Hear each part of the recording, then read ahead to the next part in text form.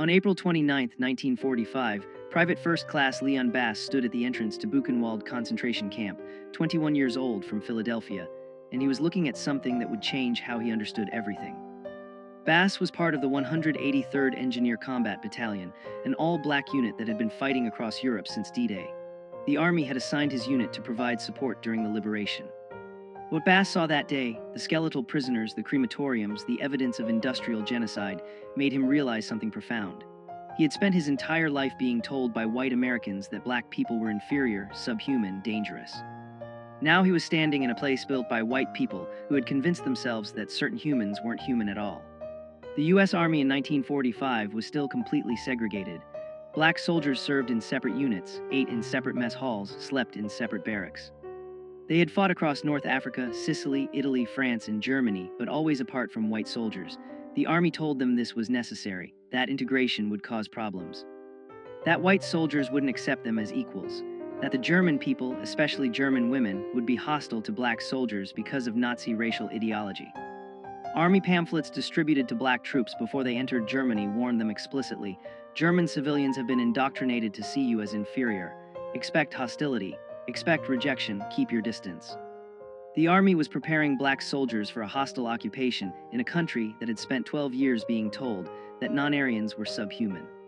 What the Army didn't tell them was that Nazi propaganda had been more complicated than simple hostility. Yes, the Nazis had classified black people as racially inferior, but many ordinary Germans had never met a black person.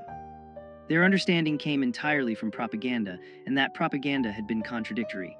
Jesse Owens had won 4 gold medals at the 1936 Berlin Olympics while Hitler watched. German audiences had watched American films featuring black performers. And after the war, when black American soldiers began occupying German cities, something unexpected happened. The hostility the Army had warned about didn't materialize. Instead, German civilians, particularly women, approached black soldiers with curiosity, friendliness, and sometimes genuine warmth. This wasn't what anyone had expected. Not the Army, not the soldiers, and certainly not the white American command structure that had spent decades maintaining segregation. The U.S. Army responded immediately with new regulations.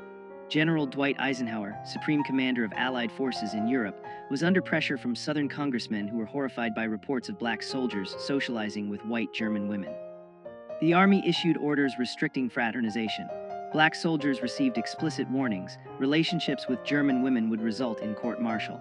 White military police began patrolling areas where black soldiers were stationed, looking for violations. But the regulations revealed something the Army didn't want to admit. They weren't trying to prevent fraternization with enemy civilians. They were specifically trying to prevent black soldiers from forming relationships with white women. White American soldiers faced no such restrictions. The Army's concern wasn't about fraternization with Germans. It was about maintaining the racial hierarchy that had governed American society since slavery. By summer 1945, the Army was facing a public relations crisis back home. Southern newspapers ran headlines about black soldiers fraternizing with German women. Congressmen demanded investigations. White soldiers sent letters home describing black troops socializing with German civilians, while white soldiers faced resentment from Germans who saw Americans as occupiers. The racial logic was twisted. Black soldiers who had been told they would face the worst hostility were receiving the warmest welcome. White soldiers who had expected to be treated as liberators often encountered cold shoulders from Germans who associated them with bombing campaigns and occupation authority. This reversal threatened fundamental assumptions about racial hierarchy. If black soldiers could be accepted, even welcomed by white Europeans, what did that say about American segregation? The Army's response was to double down on restrictions targeting black troops specifically. Despite the regulations, relationships continued to form. In Stuttgart, a black supply sergeant named William Johnson met a German woman named Hildegard while distributing rations to civilian population centers. In Frankfurt, a military policeman named Robert Townsend started teaching English to German refugees at a displaced persons center, where he met Elizabeth, a former schoolteacher. In Munich, a combat engineer named Thomas Green helped repair a bombed church where he encountered Maria, whose husband had died on the Eastern Front. These weren't illicit affairs or violations of orders. They were human beings meeting in the aftermath of catastrophe, finding common ground in shared experiences of loss and survival. But to the Army command structure and to American society, they represented a fundamental threat.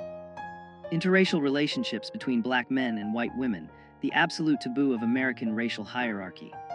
The army began conducting investigations. Black soldiers who were seen regularly with German women were called in for questioning. Where had they met her? What was the nature of their relationship? Did they understand the regulations against fraternization? The interrogations were meant to intimidate, to remind black soldiers of their place in the hierarchy. But something interesting happened during these investigations. German women began defending the soldiers.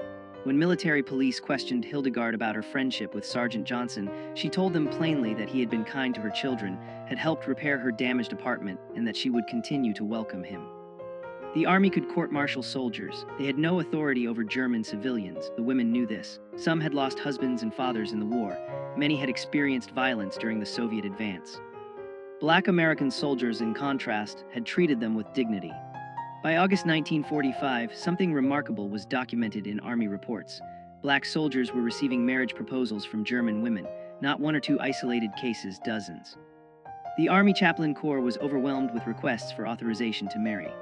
Each request required approval from commanding officers, investigation of the German civilian's background, certification that she wasn't a Nazi Party member, and verification that the soldier understood he was violating social norms. The marriage approval process could take 6 months to a year. Many couples went ahead with German civil ceremonies which the army refused to recognize, but the requests kept coming. German women were willing to face ostracism from their own communities. Black soldiers were willing to risk court-martial. What emerged from the devastation of post-war Germany was something nobody had predicted. Genuine human connections that defied both Nazi racial ideology and American segregation. Then came the backlash. In January 1946, the Army issued General Order 97, officially banning marriage between occupation forces and German nationals. The order applied to all soldiers, but enforcement focused disproportionately on black troops. White soldiers who had formed relationships often received waivers or were quietly transferred. Black soldiers faced immediate disciplinary action. Sergeant William Johnson was court-martialed for conduct unbecoming after military police found letters from Hildegard in his footlocker. He was reduced in rank and transferred to a labor battalion. Private Robert Townsend was given a choice: end his relationship with Elizabeth immediately or face dishonorable discharge. The message was clear. Black soldiers who had fought for American freedom in Europe were still subject to Jim Crow restrictions. The Army would rather destroy soldiers' careers than allow interracial relationships to continue. Victory over fascism abroad hadn't changed racial hierarchy at home. To understand why this happened, you have to understand the Rhineland bastards. After World War I, French occupation forces in the Rhineland included colonial troops from Senegal and Morocco. Some German women had relationships with these soldiers. Children were born. The Weimar Republic registered approximately 600 of these mixed-race children. When the Nazis came to power, they declared these children a threat to racial purity. In 1937, the Gestapo rounded up the Rhineland children, most were teenagers by then, and forcibly sterilized them. Not imprisoned, not deported, sterilized. The Nazi obsession with preventing mixed-race reproduction was so intense they violated children's bodies to prevent future contamination. So when American propaganda told black soldiers that Germans would be hostile to them because of Nazi racial doctrine, there was historical truth to it. But the actual experience of ordinary Germans was more complicated. The reality in post-war Germany was collapse. By May 1945, German cities were rubble. Berlin was 70% destroyed, Hamburg 75%, Munich 50%. The infrastructure, water, electricity, food distribution had stopped functioning. The Nazi government had evacuated or conscripted most able-bodied men. Women and children were left in destroyed cities with no resources. When American occupation forces arrived, they brought food, medicine, coal for heating. Black soldiers in supply units were often the first Americans that German civilians encountered. These weren't combat troops. They were logistics specialists, engineers, medics. They distributed rations, repaired water systems, established medical clinics. To German women trying to keep their children alive through the winter of 1945-46, these soldiers weren't representatives of an inferior race. They were men with the power to help, and many chose to use that power with compassion. But black soldiers also faced unique disadvantages. The Army assigned black units primarily to service roles: supply, transportation, engineering, graves registration. Combat roles were largely reserved for white units. This wasn't because black soldiers lacked ability. It was deliberate policy based on racist assumptions about intelligence and courage. The 92nd Infantry Division and 93rd Infantry Division were all black combat units that saw limited action. Most black soldiers never saw frontline combat. They built bridges, transported supplies, buried dead. The irony was that this relegated status actually facilitated more civilian contact. Combat units moved frequently. Service units stayed in place, worked alongside German civilians on reconstruction projects, developed ongoing relationships. The Army's racist assignment policies inadvertently created conditions for exactly the interracial contact the Army wanted to prevent. Structural racism defeated its own purpose. Command structure was fragmented. The European theater of operations had separate chains of command for white and black units. Orders issued to white regiments didn't always reach black units with the same urgency. When General Order 97 banned marriage with German nationals, white units received immediate enforcement. Black units sometimes didn't receive official notification for weeks. Some commanders chose not to enforce the order strictly. Colonel Marcus Ray, commanding officer of a black transportation battalion in Frankfurt, believed the fraternization ban was unenforceable and morally wrong. He told his officers to focus on military duties, not soldiers' personal lives. Other commanders, particularly Southern white officers assigned to black units, enforced regulations with zealous racism. The inconsistent enforcement created confusion and hope. Maybe the regulations weren't absolute. Maybe individual commanders had discretion. Maybe relationships could survive if commanders looked the other way. By late 1946, disillusionment was spreading among black soldiers. They had fought to defeat a racist ideology in Europe. They had seen the concentration camps, seen what happened when governments declared certain humans subhuman. They had liberated Europe from fascism. Now they were being told they couldn't form relationships with white women because of their race. The contradiction was unbearable. Corporal James Davis wrote a letter to the Pittsburgh Courier, one of America's leading black newspapers. "We defeated Hitler's racism with guns. Now we face American racism with regulations." What did we fight for? The letter was published. The Army investigated Davis for undermining morale. He was transferred to a supply depot in France and told that speaking to the press without authorization was grounds for court-martial. The message to black soldiers was clear: keep quiet about the racism you experience or face consequences. The NAACP and other civil rights organizations pressured the Army to change policies. They argued that black soldiers had earned the right to marry whom they chose through their service. The Army's response was to form a committee to study the fraternization issue. The committee held hearings in Washington in March 1947. Black veterans testified about discrimination in enforcement of marriage restrictions. German women submitted affidavits describing how black soldiers had treated them with respect, while white American soldiers had sometimes been violent or demeaning. The committee's final report acknowledged disparate enforcement but recommended no policy changes. Instead, the report suggested that interracial marriages would create problems when couples returned to the United States, particularly in southern states with anti-miscegenation laws. The Army's position was that preventing interracial marriages wasn't racism. It was protecting black soldiers from the racism they would face at home. For Sergeant William Johnson, the personal cost was devastating. After his court-martial and reduction in rank, he was transferred away from Stuttgart and Hildegard. The Army confiscated their correspondence. Johnson wasn't allowed to communicate with her. Hildegard didn't know where he had been sent. She wrote letters to the Army requesting information about his location. The letters were filed away unanswered.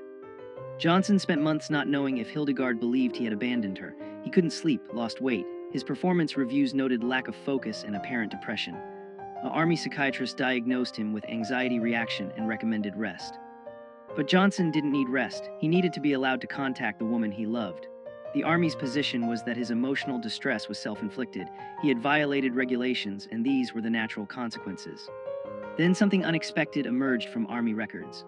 A researcher studying post-war occupation policies discovered that German women married to black American soldiers reported lower rates of domestic violence than German women married to white American soldiers. The data came from German civil police reports and medical records.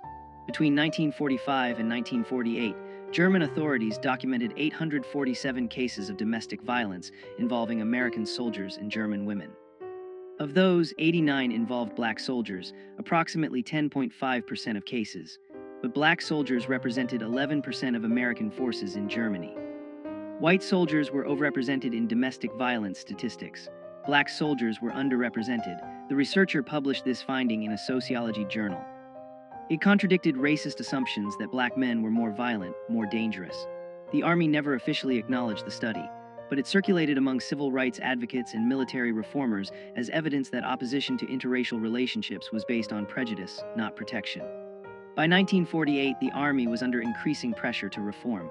The presidential election was approaching. Black voters, particularly in northern cities, were demanding civil rights reforms. President Truman knew he needed black electoral support. In July 1948, Truman issued Executive Order 9981, mandating desegregation of the armed forces. The order didn't specifically address marriage restrictions, but it established a principle: racial discrimination in military policy was no longer acceptable. The Army began slowly processing marriage applications from black soldiers and German women that had been pending for years. Sergeant Johnson's application, filed in 1946, was finally approved in November 1948. By then, he hadn't seen Hildegard in over 2 years. He sent her a telegram. The response came 3 weeks later. She was still waiting. She had never stopped waiting. They were married in Stuttgart in January 1949, 3.5 years after they met. But success brought new problems. As marriages between black soldiers and German women became more common, American segregationists escalated their opposition. Southern congressmen introduced bills to ban military personnel from bringing foreign spouses to the United States if those marriages violated state anti-miscegenation laws. The bills didn't pass, but they revealed the extent of resistance. Some southern states refused to recognize marriages between black soldiers and white German women. When couples tried to settle in states like Mississippi or Alabama, they faced legal harassment, housing discrimination, employment barriers. The Army offered no support. Once a soldier was discharged, his marriage was his personal problem. Many couples chose to remain in Germany rather than face American racism. Others moved to northern cities, New York, Chicago, Philadelphia, where interracial couples faced less overt hostility but still encountered discrimination in housing and employment. The winter of 1948-49 was brutally cold in Germany. Coal shortages meant many buildings had no heat. Food rationing continued. The Berlin blockade had begun in June 1948, escalating tensions between American and Soviet forces. Germany was becoming the front line of the Cold War. Military families, including those in interracial marriages, faced both material hardship and geopolitical uncertainty. Would American forces remain in Germany? Would families be allowed to stay together? The uncertainty was compounded by practical challenges. Housing shortages meant married soldiers often couldn't find accommodation for their wives. The Army provided housing for officially recognized military families, but many interracial couples' marriages weren't recognized by all Army commands. Some couples lived in German civilian housing, separated from military support systems. Others lived in displaced persons camps. The physical and bureaucratic environment seemed designed to make these relationships fail. British occupation authorities had different policies than American forces. British Army regulations allowed marriage with German civilians with command approval, without racial restrictions. French forces, which included colonial troops from Africa, also permitted interracial relationships. Soviet forces operated under their own separate system in the Eastern Zone. The different policies created tension among Allied occupation authorities. American commanders complained that other allies were undermining discipline by allowing what the U.S. Army prohibited. But the real source of tension was that British, French, and Soviet attitudes highlighted American racial hypocrisy. How could the United States claim moral leadership of the free world while maintaining segregated military forces and prohibiting interracial marriage? Soviet propaganda exploited this contradiction effectively. Radio broadcasts from East Berlin featured interviews with black American soldiers describing discrimination they faced. The Cold War was beginning, and American racism was becoming a propaganda liability. Corporal Robert Townsend had a different strategy. After the Army gave him the ultimatum, end his relationship with Elizabeth or face discharge, he chose discharge. In March 1947, Townsend requested early release from service. The Army granted it immediately, perhaps hoping to make an example of him. Townsend stayed in Germany as a civilian. He found work with the Civilian Occupation Administration, married Elizabeth in a German ceremony, and lived in Frankfurt. When other black soldiers heard about this, some followed his example. Why fight the Army's regulations when you could simply leave the military and stay in Germany as a civilian? The Army considered this mass defiance. In 1948, Army intelligence estimated that approximately 200 former black soldiers had remained in Germany after discharge, specifically to be with German women.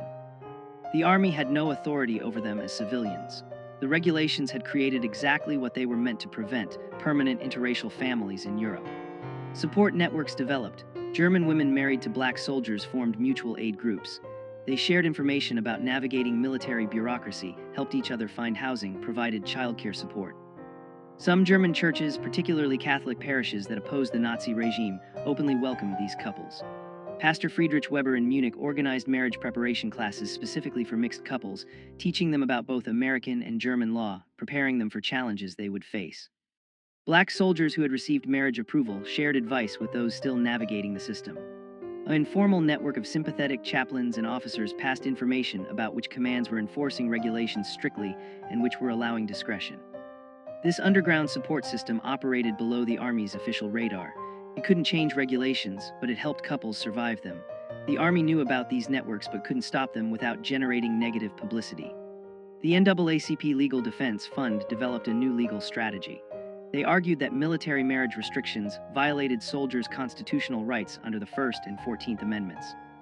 Marriage was a fundamental right. The Army couldn't restrict it based solely on race without compelling governmental interest. The strategy was untested. No federal court had ever ruled on military marriage restrictions. The Defense Fund filed a test case in 1948 on behalf of Sergeant David Coleman, who had been court-martialed for marrying a German woman without authorization. The Army argued that military discipline required authority over soldiers' personal lives, including marriage. The federal district court ruled in the Army's favor, saying military necessity justified the restrictions. The Defense Fund appealed. The case moved slowly through federal courts. While it was pending, it provided hope. Maybe courts would eventually recognize that black soldiers had the same marriage rights as white soldiers, regardless of military service. Each soldier faced an individual calculation. Obey regulations, maintain military career but lose the relationship. Or defy regulations, face court-martial or discharge but stay with the woman you loved. For some, the choice was clear. Private Thomas Green told his commanding officer directly, "I fought fascism for 3 years. I'm not going to let racism tell me who I can love."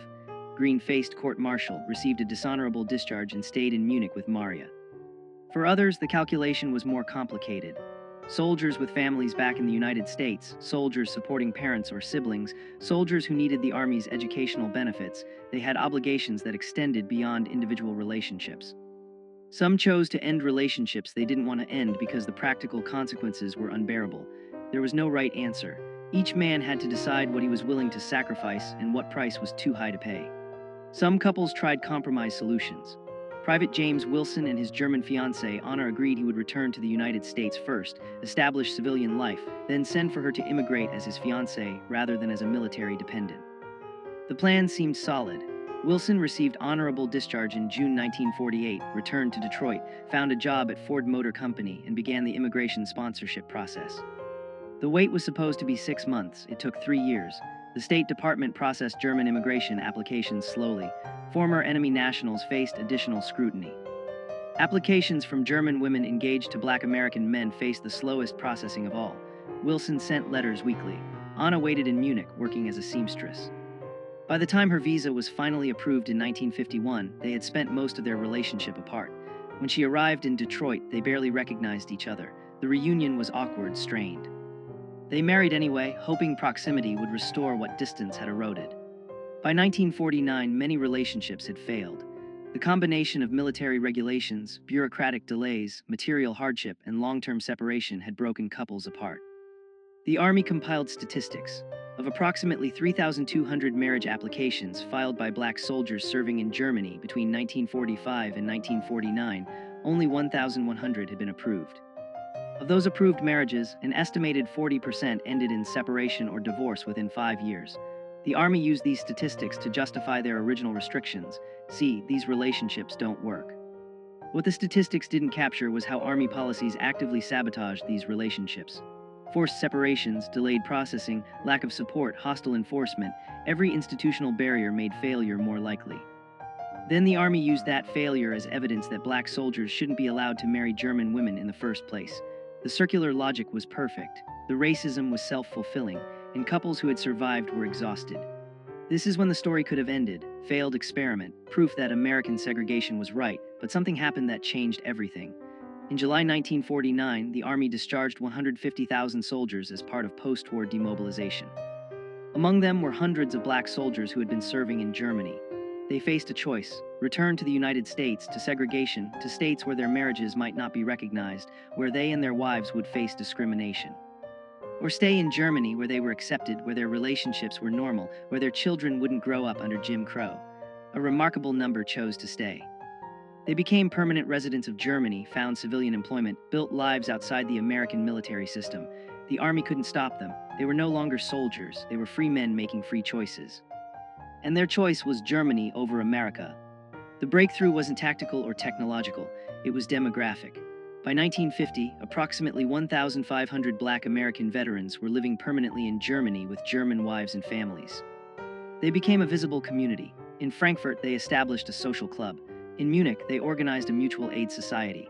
In Stuttgart, they created an English language school where German wives could learn English and German children could maintain connection to American culture.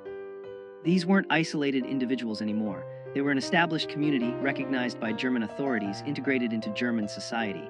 German churches welcomed them. German employers hired them. German neighbors accepted them. The existence of this community disproved every argument about why these relationships couldn't work. They were working, not because the army had supported them, but because the couples had persevered despite institutional opposition. The community's mere existence was revolutionary. But living in Germany as Black Americans in the 1950s brought new risks. The Cold War was intensifying, Berlin was divided, Soviet espionage was real. American intelligence services were suspicious of Americans who chose to live in Europe permanently, particularly those who had rejected life in the United States. FBI files documented Black veterans living in Germany as potential security risks. The assumption was if they preferred Germany to America, maybe they're vulnerable to Soviet recruitment. This wasn't paranoia. The Soviets did recruit Western expatriates, but the surveillance was also racist. White American expatriates in Europe faced less scrutiny than Black expatriates. Some Black veterans were questioned by U.S. intelligence officers. Were they in contact with Soviet agents? Did they attend communist meetings? Had they made statements critical of the United States? The men who had fought fascism were now suspected of communist sympathies simply because they lived abroad with German wives. The real test came in 1954. The Supreme Court issued its decision in Brown v. Board of Education, declaring school segregation unconstitutional. The decision energized civil rights activists. It also triggered massive resistance from Southern segregationists. In this environment, interracial couples in Germany became symbolically important. They represented what America could become. A society where race didn't determine who you could marry, where children of different backgrounds learned together, where racial hierarchy wasn't enforced by law. American journalists began writing stories about Black GI families in Germany. Life magazine published a photo essay. The stories emphasized how German society had accepted these families, how children attended integrated schools without controversy, how neighbors lived side by side without conflict. The articles didn't explicitly criticize American segregation, but the contrast was obvious. If Germany could integrate, why couldn't America? The publicity brought both support and backlash. Black civil rights organizations celebrated these families as proof that integration worked. White segregationist groups condemned them as evidence of racial mixing's dangers. The families themselves mostly wanted to be left alone. They hadn't chosen to become symbols. They'd just chosen to build lives with the people they loved, but symbolic they were. In 1955, when the Montgomery bus boycott began, Northern newspapers published comparison pieces. In Montgomery, Black Americans were fighting for the right to sit where they wanted on buses. In Germany, Black Americans and white Germans lived as equals. The comparison infuriated segregationists and inspired civil rights activists. The families in Germany received both hate mail from American racists and thank you letters from activists who saw them as proof that America's racial hierarchy wasn't natural or inevitable, it was a choice, and different choices were possible. Some families decided to return to America, not because Germany had rejected them, but because America was changing.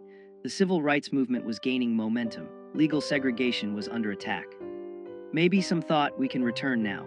In 1957, Sergeant William Johnson and Hildegard moved to Philadelphia with their 3 children. Johnson had been born in Philadelphia. He wanted his children to know his family, to understand their American heritage. The return was difficult. Pennsylvania didn't have legal segregation like southern states, but discrimination was real. They faced rejection when trying to rent apartments. Employers hesitated to hire Johnson when they learned his wife was white German. Their children faced questions at school. Why does your mother have an accent? Why does she look different than your father? The family persevered. Johnson found work as a mechanic. Hildegard learned English, made friends, became active in their church. But acceptance wasn't universal. In 1958, Johnson was offered a better job in Virginia. The family moved to Richmond. Virginia was still enforcing anti-miscegenation laws. The law, titled the Racial Integrity Act, prohibited marriages between white and non-white people. Johnson and Hildegard's marriage had been legal in Germany and was recognized by federal law. But Virginia refused to recognize it. The state threatened to prosecute them for unlawful cohabitation. Their children's birth certificates were challenged. Virginia law classified children of interracial marriages as illegitimate. The Johnson family faced an impossible choice: leave Virginia or challenge the law in court. They chose to fight. With NAACP Legal Defense Fund support, they filed suit challenging Virginia's anti-miscegenation law as unconstitutional. The case moved through state courts slowly. Meanwhile, they lived under threat of prosecution, their family's legal status in limbo. The legal strategy evolved. Initially, the defense fund argued that Virginia's refusal to recognize a marriage legal in another jurisdiction violated the full faith and credit clause of the Constitution. But Virginia courts rejected this argument. The marriage had occurred in Germany, not another U.S. state. The lawyers pivoted. They argued that Virginia's anti-miscegenation law violated the Equal Protection Clause of the 14th Amendment. The law discriminated based solely on race. It served no legitimate governmental purpose. It was fundamentally racism codified as law. The argument was straightforward but revolutionary. No federal court had ever struck down a state anti-miscegenation law as unconstitutional. 16 states still enforced such laws in 1960. If Virginia's law fell, similar laws across the South would be vulnerable. The Johnson case wasn't just about one family anymore. It was about whether states could continue using law to enforce racial hierarchy in marriage. Virginia's segregationist establishment reacted furiously. The state attorney general argued that Virginia had the sovereign right to define marriage within its borders, that states had historically regulated marriage, that the federal government had no authority to override state marriage laws. Virginia's brief defended anti-miscegenation laws as protecting both races from the tragedy of racial mixing. The brief cited pseudoscientific studies claiming mixed-race children suffered psychological damage. It quoted religious authorities who argued that God intended races to remain separate.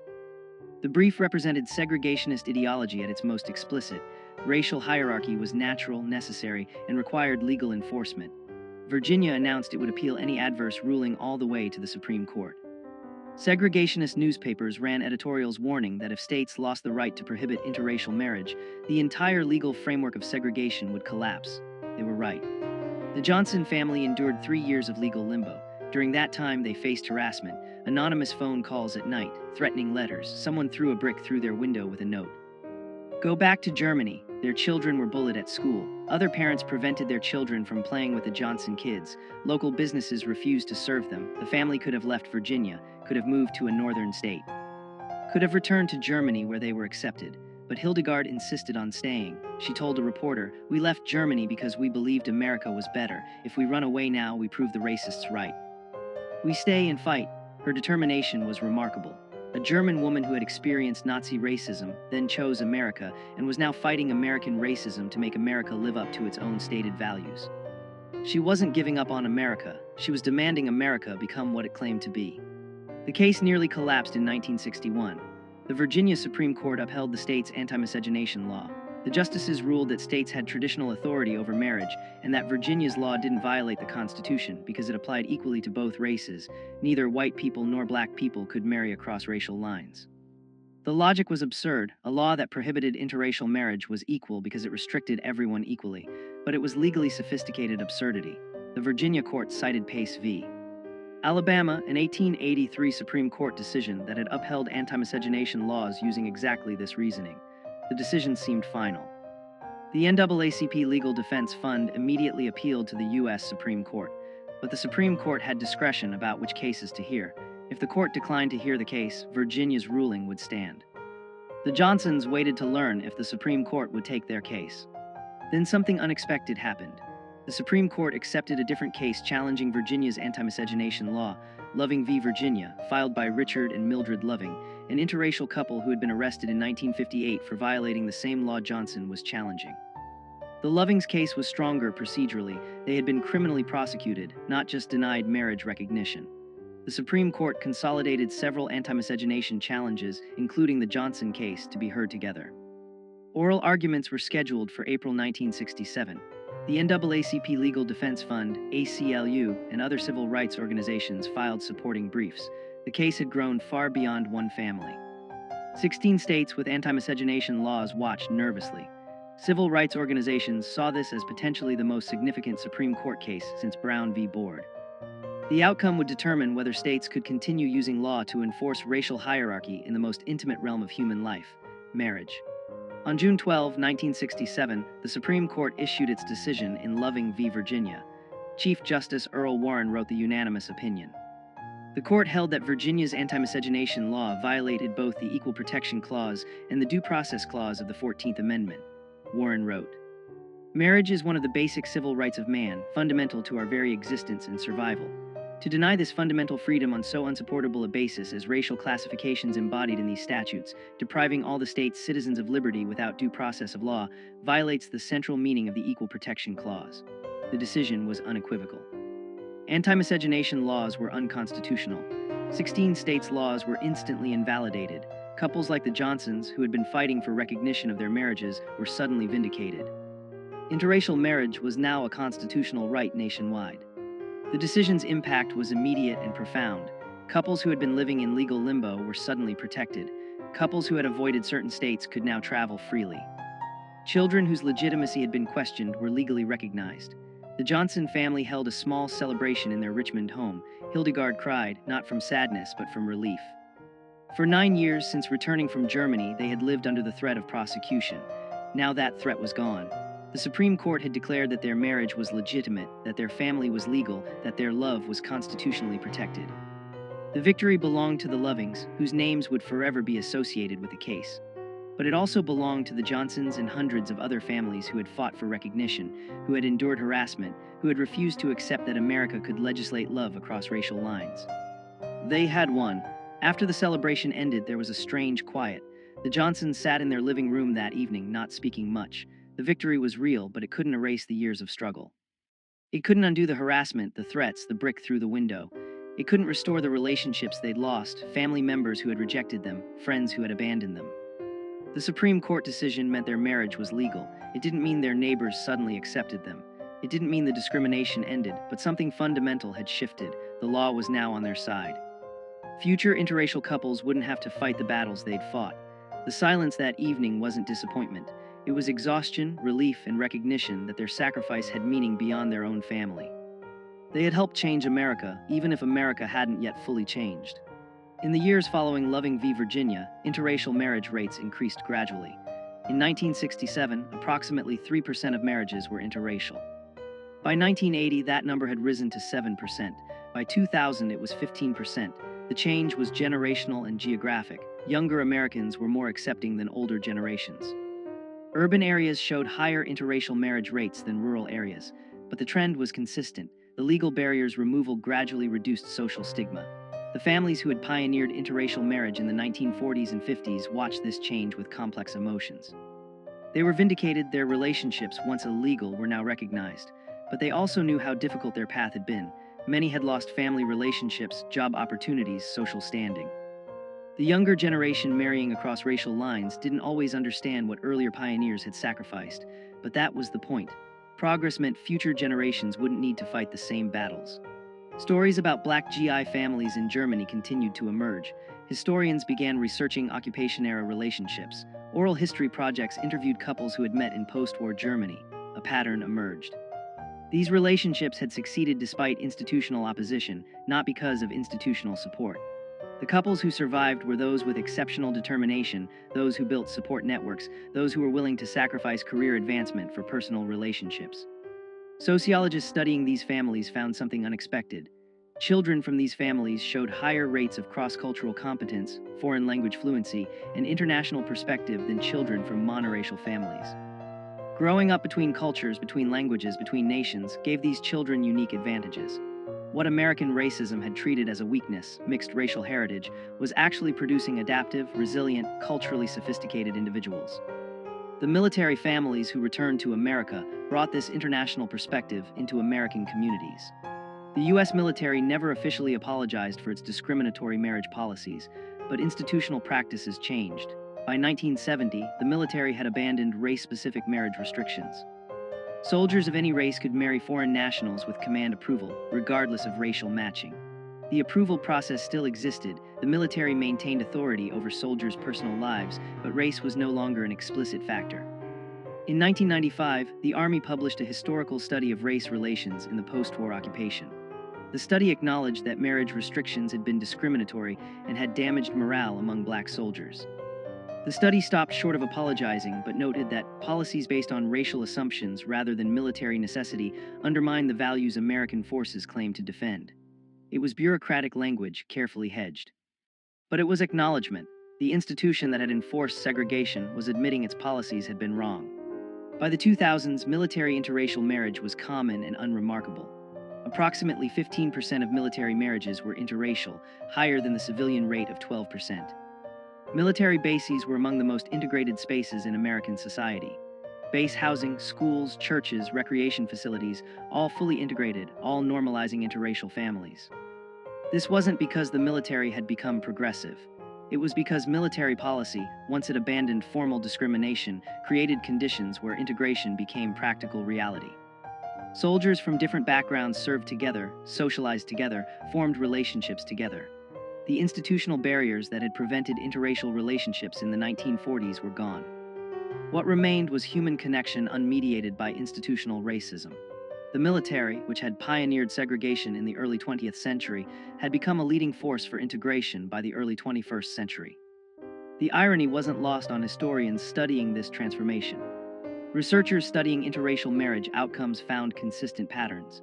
Interracial marriages in the military showed similar or slightly better stability rates compared to same-race marriages.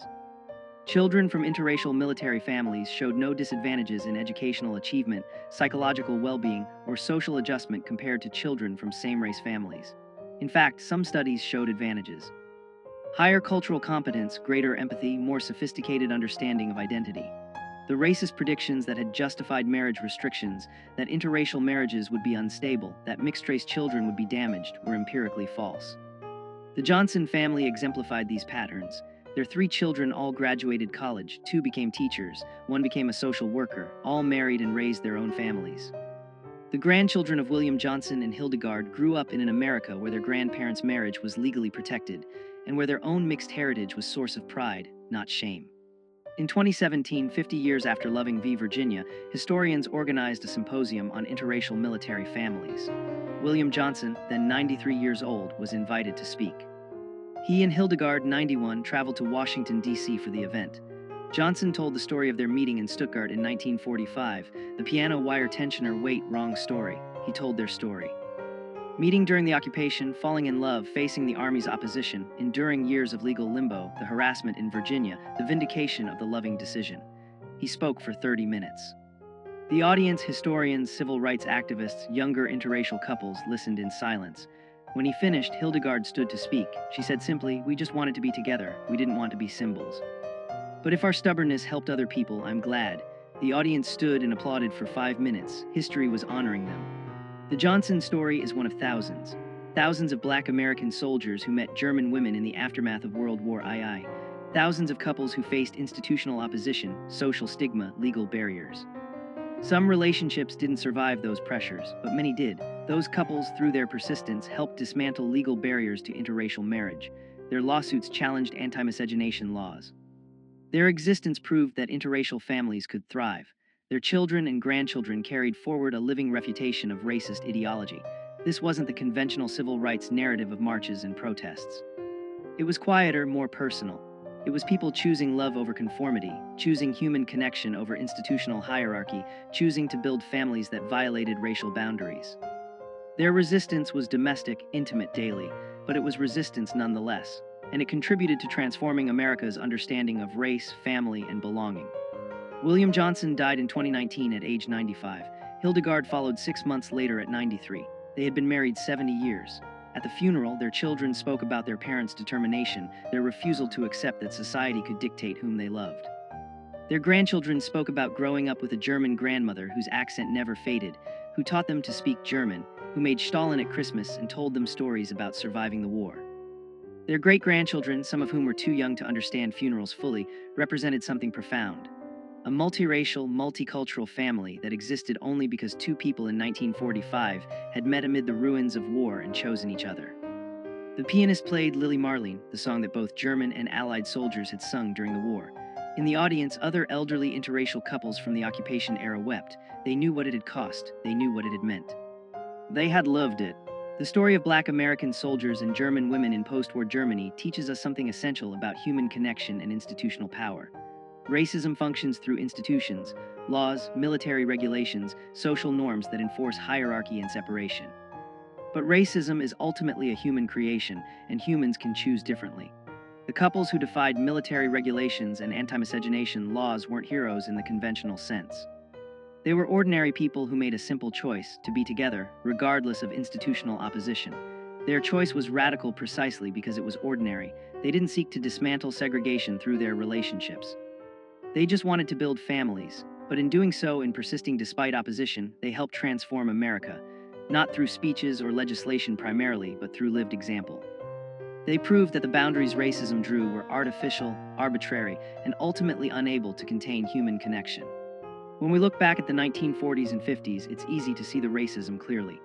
Anti-miscegenation laws seem obviously unjust now, but in that era they were defended by legislators, judges, religious leaders, citizens who believed racial separation was natural and necessary.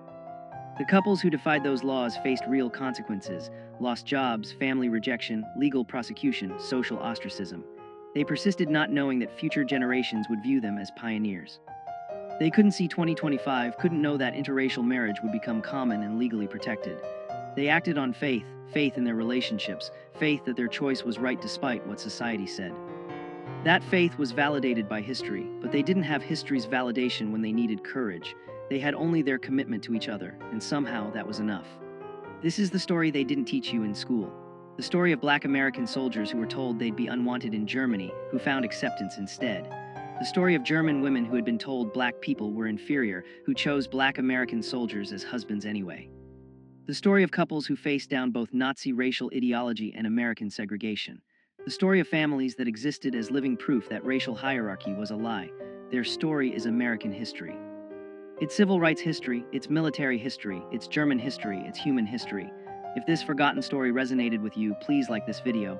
Subscribe to hear more untold histories of courage and resistance. Leave a comment telling us where you're watching from and whether you've heard this story before. Thank you for listening to this history. Thank you for keeping these stories alive. And remember, the boundaries that divide us are never as strong as the connections that unite us.